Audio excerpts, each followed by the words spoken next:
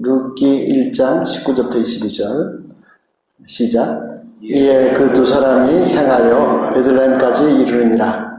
베들레헴에 이를 때 온 성읍이 그들로 인하여 떠들며 이르기를 이가 나오미냐 하는지라. 나오미가 그들에게 이르되 나를 나오미라 칭하지 말고 마라라 칭하라. 이는 전능자가 나를 심히 괴롭게 하셨음이니라. 내가 풍족하게 나갔더니 여호와께서 나로 비어 돌아오게 하셨느니라. 여호와께서 나를 징벌하셨고 전능자가 나를 괴롭게 하셨거늘 너희가 어찌하여 나를 나오미라 칭하느냐 하라. 나오미가 모압 지방에서 자부 모압 여인 룻과 함께 돌아왔는데 그들이 보울이 추수할 시작할 때 베들레헴에 이르렀더라. 아멘. 기도하시겠습니다. 거룩하신 하나님 감사합니다. 세상이 시끄럽고 요동하지만 저희의 인생이 하나님의 장중에 있음을 생각하며 감사드립니다. 하나님, 저희가 풍랑에 휩쓸리지 말게 하시고 풍랑 위를 걸어오시는 주님을 바라보게 하시고 풍랑도 마음껏 다스리시는 참된 주권자 주님만 바라볼 수 있도록 도와주시옵소서. 이 시간도 이 말씀을 통해서 주님께 좀 더 가까이 갈 수 있도록 은혜 베풀어 주시고 주의 성령께 친히 주관하시고 말씀하여 주시옵소서. 감사드리며 예수님 됐습니다. 아멘. 예. 감사합니다. 운동 좋아하십니다. 운동. 예, 어떤 운동 좋아하십니까? 저는 운동을 잘 못합니다. 우리 천구원 집사님은 어릴 때 축구 선수였는데 저는 운동을 좋아하는데 잘 못하고 보는 걸 좋아합니다. 보는 걸. 네. 근데 운동에서 제일 아주 정말 짜릿한, 야, 정말 대단하다, 재밌다 하는 장면이 있는데 그게 뭐냐면 막판 뒤집기입니다. 막판 뒤집기. 그렇죠. 뒤집기는 원래 씨름에서 하는 기술이죠. 예. 씨름에서 두 사람이 그냥 덩치가 막 산만한 두 사람이 힘으로 서로를 먼저 땅에 넘어뜨리려고, 그러니까 무릎이나 손이나 이런 등이나 이런 게 먼저 상대방을 먼저 땅에 닿게 하면, 모래판을 닿게 하면 이제 이기는 거지 않습니까? 예. 한 사람이 힘이 좋아서 막 상대방을 거의 다 모래판에 다 닿게 했다고 생각했는데 이 사람이 갑자기 상대방을 뒤집어가지고 먼저 땅에 떨어지게 하는 겁니다. 그러면 막 관중들 박수치고 난리 나죠. 예. 이 뒤집기는 모래판에 씨름만 있는 게 아니죠. 예. 모든 운동 경기에 많이 있습니다. 야구도 야구. 제가 어릴 때 야구에 보면 전라도에 군산상고라는 고등학교 야구팀이 있었는데 그 당시에는 프로야구가 생기기 전이기 때문에 고등학교 야구가 아마 전국에 제일 재밌었습니다. 근데 군산상고의 별명이 뭐냐면 역전의 명수. 예. 역전의 명수. 역전 앞에 사는 명수라는 친구가 아니고요. 다 졌는 줄 알았는데 마지막 9회 말 투아웃에 홈런 때려가지고 경기를 뒤집는. 예. 축구도 마찬가지입니다. 축구도 3대2로 지고 있었습니다. 그리고 경기도 다 끝났습니다. 그런데 루즈타임, 여분으로 주어진 2, 3분 사이에 한 골 넣고 2골 넣어서 경기를 뒤집을 때, 이야, 관중들 막 난리가 납니다. 난리가. 예. 그런데 이 역전의 최고의 명수가, 이 뒤집기의 최고의 명수가 있습니다. 뒤집기를 최고로 잘하시는 분은 하나님이십니다. 하나님이십니다. 오늘 말씀 한번 보실까요? 네. 오늘 말씀 보시면 룻기 1장에 나오미라는 아주 정말 비참한 불쌍한 여인이 나옵니다. 이 여인은 한때는 잘 나갔습니다. 나오미가 아름답다라는 그런 이름이죠. 사람들을 기쁘게, 보는 사람이 즐겁게 하는 참 너무 그런 여자였습니다. 그리고 또 부유한 엘리멜렉, 멋진 엘리멜렉 만나서 시집도 잘 가고, 결혼도 아주 잘했습니다. 예. 그리고 아들도 둘씩이나 이렇게 멋진 아들 둘씩이나 낳았습니다. 예. 그런데 나중에 보면 나오지만 그 앞에 보면 명확한 이유가 안 나옵니다.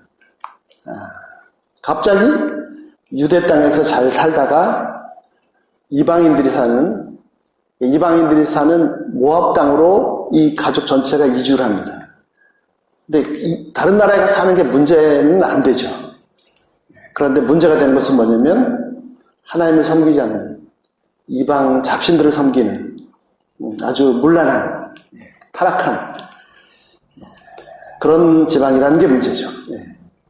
그래서 하나님께서는 모세를 통해서 말씀하셨습니다. 절대 이방인하고 섞이지 말고 혼인도 하지 말고, 그러니까 섞여 사는 거나 혼인하는 것 자체가 문제가 아니라 그렇게 살다가 이방 나쁜 풍속에 물들고 하나님 버릴까봐. 이방 나쁜 풍속 중에 최악의 풍속은 성경은 나오지만 그 심지어는 어떤 정도까지 있었냐면 자식을 잡아서 불태워서 제물로 바치는 그런 악한 풍습까지 있었습니다. 그 정도니까 뭐 온갖 나쁜 풍속들이 많겠죠. 그런 것에 빠지지 말도록 하기 위해서 아예 이방 사람들과 섞이지 말고 혼인하지 말라라고 분명히 말씀하셨습니다. 이방 사람들과 섞이지 말라 그래서 이방 사람들이 하나님 믿는 것을 막으라는 그런까지 하지 말라는 건 아니었습니다. 그런데 이상하게 이 남편이 갑자기 이방 땅으로 이주를 했습니다. 나중에 보면은 아마 기근인 양식이 없어서 기근 때문에, 그렇죠, 기근이 들었기 때문에 이주를 한 거였습니다. 양식을 찾아서. 또 하나는 1절에 보시면 사사시대였습니다. 사사시대의 특징이 뭐냐면 사람들이 하나님의 뜻을 찾아서 순종하기보다는 각각 자기 소견대로, 내 생각에 이게 하나님의 뜻이야, 아마 지금 기근이 닥쳤으니까 저쪽에 양식이 풍성하니까 요단을 건너가 살자, 이렇게 각자 자기 나름대로 그냥 자기가 옳다고 생각하는 그런 시대였습니다. 자, 그런데 이 나오미의 이 정말 멋진 여자였던 이분의 인생이 얼마나 비참한지, 그쪽에서 이주를 했는데 남편이 일찍 죽었습니다. 어떻게 죽었는지 이유가 안 나옵니다. 잘 아시는 것처럼 이제 아들 둘을 위해서 결혼을 시켰는데 하필이면 또 모압 땅에 사니까 이방 여자들을 취해서 며느리를 삼았습니다. 그것도 원래대로 하면 하나님께서 금하신 것이죠. 그런데 거기다가 더 애통한 것은 그렇게 결혼까지 시켰는데 아들 둘도 일찍 잃었습니다. 정말 인생이 기구합니다. 젊었을 때 남편을 잃은 것도 정말 비참한데 결혼까지 시켰더니 아들 둘까지 잃었습니다. 그래서 과부 셋이 남았습니다. 옛날에 과부들은 진짜 여자들은 할 수 있는 게 없죠. 사회적으로 너무 제한됐어요. 정말 이 사람들이 살아나갈 수 있을지 그런 상태였습니다. 그런데 소식을 듣자 하니까, 10여 년이나 소식을 듣자 하니까 하나님께서 원래 살던 유대 땅을 돌보셔서 양식이 있다라는 소식을 들었습니다. 뭐 여기서 죽으나 거기서 죽으나 그래서 돌아가기로 결정을 했습니다. 그리고 같이 따라오겠다는 며느리 둘을 이제 가라고, 각자 너희들 편하게 다시 재혼하든지 가라고, 아직 젊으니까 그렇게 돌려보냈습니다. 그런데 오르바라는 며느리는 돌아갔지만 룻이라는 며느리는 끝까지 떠나지 않았습니다. 아마 룻은 자신은 어떻게 살아남을 있을 수 있겠죠. 뭐 다시 가서 재혼을 한다든지 할 수 있을 텐데 아마 늙은 이제 시어머니 나오미만 혼자 남겨두고 갈 수는 없었을 것 같습니다. 그래서 충성스럽게 끝까지 이 시어머니를 모셨습니다. 자, 나오미 인생이 정말 비참합니다. 그래서 1장에 보시면 14절인가요? 예, 14절. 두 번에 걸쳐서, 본문에 두 번에 걸쳐서 이 여자 셋이서 목소리를 높여 통곡을 하면서 울었다고 되어 있습니다. 두 번에 걸쳐서. 예. 예. 진짜 비참한 인생이죠. 예. 나오미로서는 이 젊은 며느리 룻까지 없었으면 진짜 외롭고, 예. 그렇다고 경제력도 없고, 힘도 없고, 아마 살아남아 있을지 그런 상태였습니다. 자, 그래서 그들이 이제 오늘 19절에 보시는 것처럼요, 원래 살던 고향 땅으로 10몇 년 만에 돌아옵니다. 예. 그런데요, 뭐, 겪어보신 분도 계시겠지만, 돌아올 수 없습니다. 예. 예. 왜 돌아올 수 없습니까? 예. 돌아오려면, 돌아오려면, 원래 살던 고향에는 자신을 잘 아는 사람들이 너무나 많습니다. 예. 그러면 돌아오려면, 과거 떠날 때보다도 훨씬 잘 됐을 때는 당당하게 돌아올 수 있습니다. 그런데, 망해버려가지고, 완전히 예, 비참해졌다. 그럼 절대 고향에 못 들어가죠. 예, 예. 어떻게, 다 나를 알아볼 텐데, 어떻게 돌아갑니까? 예, 예. 그런데도 진짜로 갈 곳이 없었던 것 같습니다. 예. 그래서 돌아옵니다. 19절에 보시면요. 그들 돌아오는데, 이 두 사람이 나오미와 그 며느리 룻이 돌아오니까 온 성읍이 이 사람들로 인해서 떠들었다. 이렇게 소동, 난리가 났습니다. 그러면서 하는 말이 뭐냐면, 이 사람이 나오미냐? 이 사람이 나오미가 맞느냐? 그렇게 얘기를 했습니다. 이 말은 이 사람이 나오미냐? 아니야. 그런 말이 아니고, 이 사람이 진짜 원래 우리가 알던 그 나오미냐? 이제 그런 말입니다. 예. 전에는 정말 너무 이쁘고 젊고 멋있고 결혼도 잘하고 아들도 둘씩이나 낳고 막 오히려 남들이 많은 여자들이 부러워할 그런 사람이었을 것 같습니다. 지금은요, 아니 어떻게 남편도 없고 아들도 없고 듣지 않니 일찍 죽었다 그러고, 예. 막 가슴에 대못을 몇 개씩에 박힌, 그리고 얼굴도 아마 굉장히 상했을 겁니다. 사람 마음이 상하면 다 나타나죠. 가진 것도 없고, 예. 정말 이 사람이 나오미 맞는지 알아보기도 힘들 정도로. 그런데다가 여자 하나를 데리고 왔는데 이게 또 모함 여자예요. 이방 여자예요. 이게 도대체 어떻게 들어간 건지, 이 나오미 인생이 왜 이렇게 된 건지, 예. 이런 상태였습니다. 예. 그래서 정말 이 여자가 우리가 알던 그 나오미가 맞느냐? 예. 예. 그런 모습입니다. 예. 진짜로 인생 비참하죠. 예. 차라리 이럴 때는 그냥 모른 척 하면 조용히 해줬으면 어디 적당한 데 숨어서 이렇게 그냥 살 텐데. 예. 예. 진짜 인생의 바닥을 내려갔습니다. 예. 자, 사람들이 막 그렇게 하니까 나오미가 그들에게 말합니다. 20절, 나를 나오미라 하지 말라. 나오미라는 뜻은 아름다움, 또 희락, 기쁨, 그러니까 사람들에게 기쁨이 되는, 보는 사람이 행복하게 하는. 나를 나오미라고 부르지 말라. 왜요? 뭐라고 부르라고? 말하는 쓰다는 뜻이죠. 그 출애굽기 보면은 이스라엘 백성들이 나오다가 광야에서 나오다가 이제 물이 없어서 물을 찾다가 물을 만나서 물을 마셨는데 쓴물이었죠. 마시지 못할 물이었습니다. 그러니까 하나님께 막 불평하기 시작합니다. 그때 하나님께 징계를 받았는데, 그래서 그 지역 이름을 마라라고 했습니다. 쓰다는, 고통스럽다는 그런 뜻입니다. 그 나오미가 사람들이 자기를 나오미라고, 예를 들어서 기쁨이라고 자꾸 부르니까 자기 인생에 기쁨이라는 게 언제 있었었는지 그런 생각이 나니까 나를 자기 이름도 부르지 말고 차라리 마라, 쓴 것이라 이렇게 부르라 라고 했습니다. 자, 20절 다시 보시죠. 이유가 뭡니까? 전능자가 나를 심히 괴롭게 하였습니다. 하나님께서 나를 여기도 괴롭게 했다는 것이 원래 말합니다. 마라. 이거가 괴롭게 했기 때문이다. 또 말합니다. 21절. 나는 떠날 때는 아주 풍성하게 부자로 떠났었습니다. 그래서 지금 빈손으로 돌아옵니다. 빈손으로. 재물이 다 없어진 것은 문제가 아니고 남편도 잃고 아들 둘도 잃고 이 정신적인 충격은 어마어마했겠죠. 자, 또 뭐라고 하십니까? 그렇게 된 이유가 여호와께서 나를 징벌하셨다.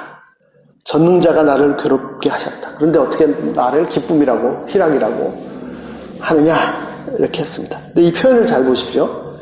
자, 갈 때는 어떻게 했다고요? 내가 풍성하게 갔다 그랬습니다. 근데 올 때는요, 하나님께서 나를 빈손으로 오게 하셨다 라고 했습니다. 그렇습니까? 거꾸로 아닌가요? 갈 때 하나님께서 풍성하게 가게 하셨는데 올 때 자기가 빈손으로 온 건 아닌가요? 사람들은 좋은 일은 다 내가 한 거, 안 좋은 일은 다 하나님 때문에, 조사탄 하나님 때문에 그렇게 얘기를 하죠. 자, 두 사람이 돌아왔는데, 자, 22절 표현이 너무너무 재밌습니다. 뭐라고 돌아왔냐면, 나오미가 돌아왔는데, 어떻게 돌아왔다? 누구와 함께 돌아왔다? 자, 룻과 돌아왔다고 했는데요. 룻에 대한 설명이 아주 자세하게 납니다. 룻은 어떤 사람입니까? 모함 여자, 이방인, 그 다음에 그녀의 며느리, 그리고 모압 땅에서 온 사람, 이렇게 쭉 자세하게 설명했습니다. 자, 요 22절이 굉장히 중요한데, 왜 중요하냐면, 1장에서는 거의 나오미 얘기입니다. 나오미를 주로 해서 쓴 얘기입니다. 그런데 이제 요 구절을 통해서 2장부터는 이제 룻을 중심으로 이 얘기가 진행됩니다. 그래서 3장 가면 어떻게 되죠?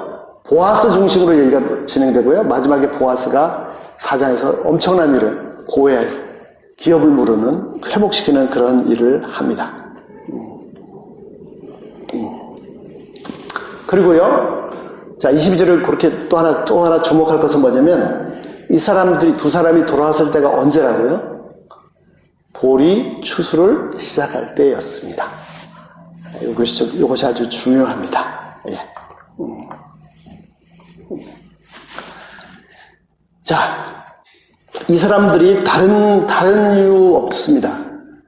아까도 말씀드렸죠. 나오미가 고백합니다.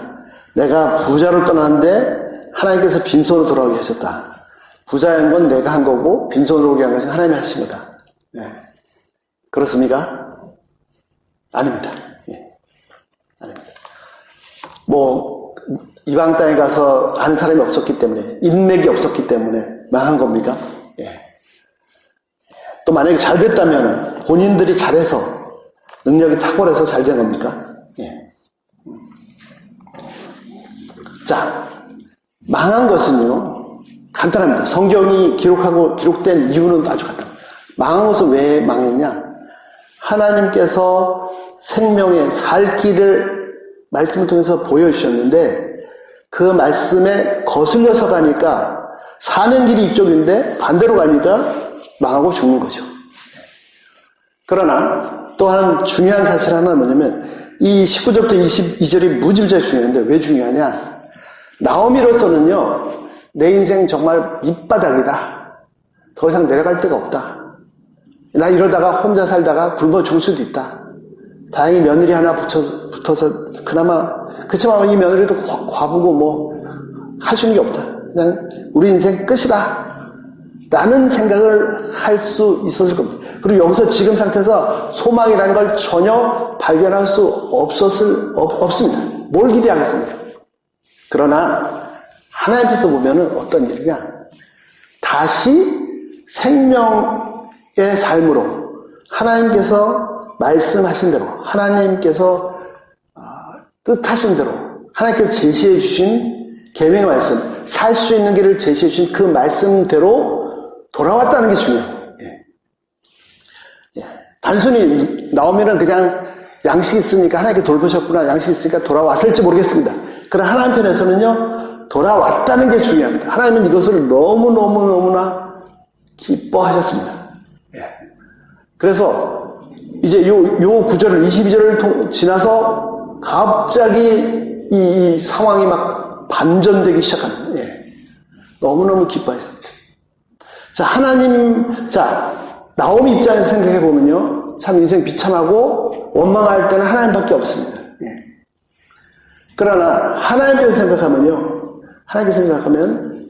그 남편의 잘못된 판단으로 이방 땅에 갔었지만 뭐 어떤 거쳐서 결국 혼자 남았을 때 그래도 그나마 희망을 걸고 다시 돌아왔다는 것을 기뻐하시는데 그 하나님께서 들으시기에는 이 나오미의 불평이 아프시겠죠. 네. 하나님은 이렇다고 해서 바로 나타나서 막 징계하시거나 그렇게 하지는 않으십니다. 오히려 사랑하시기 때문에 아프십니다. 아프십니다. 안타까우십니다. 요 순간이 중요합니다. 이 22절을 지나면서부터는 하나님께서 막판 뒤집기, 역전의 명수의 최고의 명수이신 하나님께서 나오미 인생을 완전히 뒤집기 시작하십니다.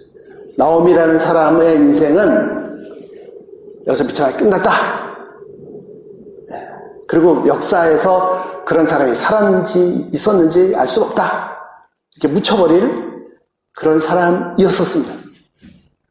그런데 단순히 이 사람은 양식 때문에 돌아왔습니다. 돌아왔는데도 불구하고 하나님께서 그를 기뻐하셨고 하나님은 완전히 새로운 역사를 이루십니다.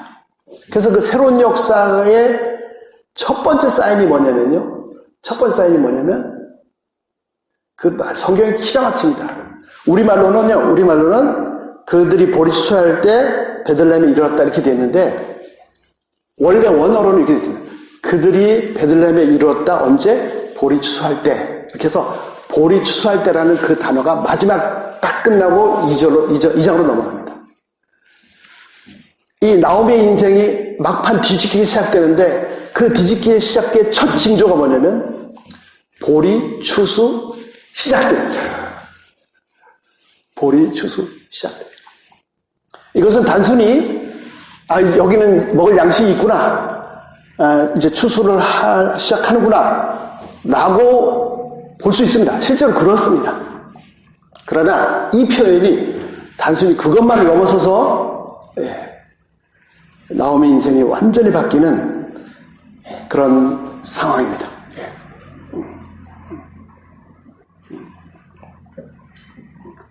나오미로서는요, 상상할 수 없는 인생이 펼쳐집니다.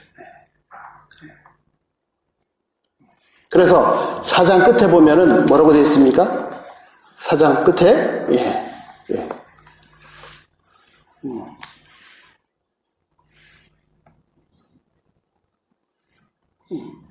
4장 14절,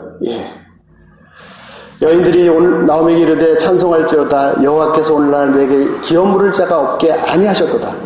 이 아이의 이름이 이스라엘 중에 유명하게 되기를 원하노라. 이는 내 생명의 회복자며 내 논의 봉사자라. 곧 너를 사랑하여 7 아들보다 귀한 자부가 낳은 자로다.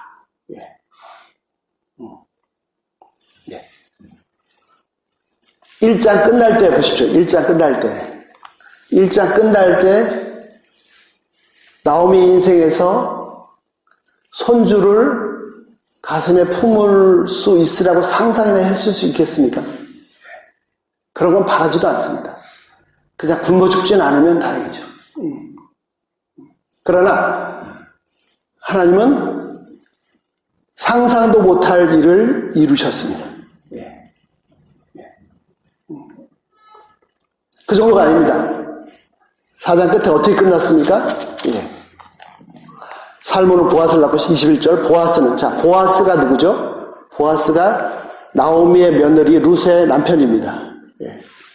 나오미가 데려온 룻 며느리가 보아스를 통해서 오벳을 낳았고 오벳은 이새를 낳았고, 그러니까 이새는 이새는 룻의 손자죠. 이새가 다윗 왕을 낳았습니다. 증손자입니다. 그러니까 나오미 입장에서는 다윗 왕의 고조할머니. 이거는 나오미가 죽을 때까지 몰랐을 겁니다. 뭘 몰랐습니까? 나오미가 죽을 때까지 자기 고손자 중에서 이스라엘 민족의 역사상 가장 위대한 황제가 날 것이다 라는 것을 상상도 못했을 거죠. 꿈꾼 적, 그런 소망을 가진 적도 없어요. 저희들은요, 살다가 어려운 일을 많이 겪고 너무 많이 겪어서 정말 바닥에 내려가면 아무것도 생각할 수 없습니다. 어떤 소망도 가질 수 없습니다. 아마 나오미도 그랬을 겁니다. 어떻게 나오미가 자기 인생에 아들 손주를 품에 안아서 자기가 양육하려고 상상을 했겠습니까? 그 자손들 중에 이스라엘 역사상 가장 위대한 임금이 탄생해서 이스라엘의 가장 휘황찬란한 그 제국을 건설하려고 꿈이나 꿨겠습니까? 아니, 그 후손 중에 인류의 구세주신 메시아가 오시라고는 전혀 생각도 할 수 없습니다. 저희들의 살아가는 인생, 삶이 그렇습니다. 삶이. 그러나 하나님은요, 하나님께서 저희 한 사람 한 사람 보실 때는 그렇게 보시지 않습니다. 내가 가장 연약할 때, 내가 가장 망했을 때, 내가 내 힘으로 아무것도 할 수 없을 때가 하나님께서 일하실 수 있는데, 내가 완전히 무너졌을 때가 하나님의 권능이 나타나시는 때입니다. 내 힘이라는 건 정말 별게 아니에요. 너 하나님의 권능에 비하면 비교도 할 수 없는 거나 마찬가지입니다. 그런데도 불구하고 내가 좀 힘이 있다고, 내가 좀 잘했다고, 내가 좀 배웠다고, 내가 좀 가졌다고, 내가 뭐 권세가 있다고, 하여튼 뭐 좀 있다고, 내가 이렇게 할 수 있다라고. 그래서 자꾸 앞에서 막 하니까 하나님께서 하나님 권능으로 일하고 싶으셔도 못하겠죠. 그러나 완전히 내가 망해서 내 힘으로 해보니까 뭐 잘났다고 똑똑하다고 뭐 있다고 좀 해보니까 안 되고 해서 완전히 망해서 나 이제 아무것도 못했다, 죽었다. 그게 완전히 무너지니까 비로소 하나님께서 이제 내가 손 놓으니까 하나님께서 일하시죠. 그래서 바울도 고백합니다. 자기가 가장 바울은 자기 연약함을 잘 알았다. 왜? 하나님 권능이 나타나.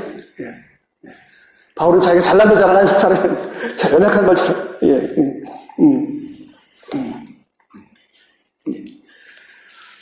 하나님은 막판 뒤집으시는 분이거든. 그리고 하나님의 손에 있는 인생은 절대로 실패가 없어요. 절대로. 이번 축구 경기 완전히 졌다. 이제 2, 3분 지나면 게임 끝났다. 도저히 이길 수 없다. 라고 우리는 결론 내릴 그런 결론 내릴 수밖에 없겠지만, 내 인생에 하나님의 안에 있는 사람은 그런 상황이 왔었어도 절대로 그렇게 끝나지 않습니다. 절대로 그래. 하나님, 나는 실패할 수 있지만, 나를 택하시고, 나를 붙잡으신 하나님은 그분께는 절대 실패라는 게 없어요. 실패라는 게 있을 수가 없어요. 어떻게 하나님께 실패라는 게 있을 수 있습니까? 절대로 그런 날은 없습니다. 내가 완전히 망했을 때 하나님께서 이제 드디어 일하시기 시작합니다. 그리고 끌어올리시는데 나오미 입장에서는 그냥 먹을 양식이나 있으면 좋겠습니다. 그런 정도가 아닙니다. 그런 정도가 아니에요. 먹을 양식 정도가 아니라 그 가물을 다 회복시켜 주시고, 그 정도가 아니라 가장 위대한 왕까지 태어나게 하시고 인류 역사의 구원을 이루시는 그런 하나님이십니다. 하나님은 하나님이십니다. 하나님. 우리는 자꾸 실수합니다. 자꾸 하나님을 나와 같은 내 한계 상황 안에 자꾸 가두어서 하나님 굉장히 조그맣게 하는데, 하나님은 하나님이십니다. 나는 순간순간 살아갑니다. 양식이 없구나, 건너가자. 여기 큰일 났네. 저기 양식 있다네. 다시 건너오자. 나는 그냥 눈앞에 보이는 것에 헤헤 웃다가 또 울고 절망하고 막 정말 하루하루 살아갑니다. 오늘 좋았다가 내일 또 좌절했다가 막 이렇게 살아갑니다. 하나님은요, 진짜 말 그대로 하나님이신, 성경에서 당신을 계시하신 여호와 하나님은 진짜로 하나님입니다. 하루하루에 막 웃고 울고 하는 그런 분이야. 나는 내 인생이 아니라 오늘 내가 지금 어떻게 풀칠할 수 있나? 이런 고민을 할지 모르겠지만, 나를 택하신 하나님은요, 광대한 계획 속에서 우리 한 사람 한 사람의 인생을 바라보고 계시고, 그분의 계획과 경륜 가운데서 이끌어가고 계시고, 그래서 하나님의 손에 잡힌 사람은 절대 실패할 수 없습니다. 패배할 수 없습니다. 아니, 오히려 내가 상상도 할 수 없는 하나님의 엄청난 구원의 권능의 경륜의 위대하심을, 역사하심을 보게 될 것입니다. 심지어 죽어서 이후에서라도. 하나님은 진실로 역전의 명수십니다.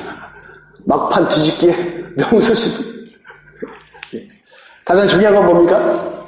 중요한 거는 그분과의 개인적인 인터랙션, 교제. 우리가 말씀을 읽고 또 기도하고 하면서 그분의 뜻이 뭔지, 오늘 나에게 뭐라고 말씀하시는지, 하나님께서 지금 이 상황에서 어떤 뜻을 가지고 계신지 계속 그분과 사귐, 교제하는 겁니다. 안타깝게도 룻기에서 나오미는 그 정도까지는 아니었습니다. 성경에 보면은 직접적으로 말씀을 듣고 순종하는 사람들도 있고, 또 다윗처럼 어려울 때마다 계속 붙잡고 하나님께 기도의 뜻을 찾는 사람도 있죠. 나오미는 그냥 그 정도는 아니었지만 그래도 하나님의 엄청난 은혜를 입었습니다. 저희도 주어진 말씀, 또 말씀을 근거해서 하나님께 개인적으로 계속 기도하는 이런 삶을 통해서, 예배를 통해서, 또 집회 모임을 통해서, 또 개인적으로 새벽 기도, 또 이 큐티, 또 평소에 성경 읽기, 또 어려운 순간에 그냥 그 자리에서라도 계속 기도하는 이런 하나님과의 사귐과 교제를 통해서 눈에 보이는 상황에 좌우되지 않고 계속해서 이 상황에서 하나님께서 뭐라고 말씀하시는지 하나님의 뜻을 찾는 그런 것이, 그것이 너무너무 중요합니다.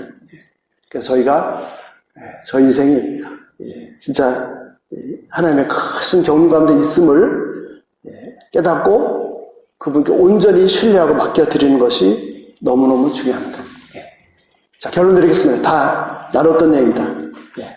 나오미 인생 보면 완전히 패망한 것 같습니다.